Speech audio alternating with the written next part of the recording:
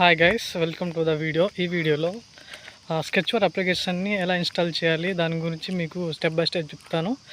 And కింద డిస్క్రిప్షన్లో link ఉంటుంది, క్లిక్ చేయండి.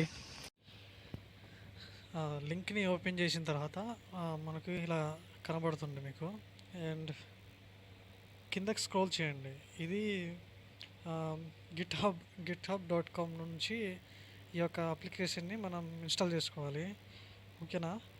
నేను ఇచ్చిన లింక్ ద్వారా మీరు ఇక్కడికి వస్తారు. అండ్ మీరు ఇక్కడ చూడొచ్చు, 2 లింక్స్ ఉన్నాయి. మీరు విత్ ఏఏబి కాకుండా వితౌట్ ఏఏబి సపోర్ట్ ఏపీకేని మీరు ఇన్స్టాల్ చేయాలి. ఓకే, నేను ఆల్రెడీ ఇన్స్టాల్ చేశాను.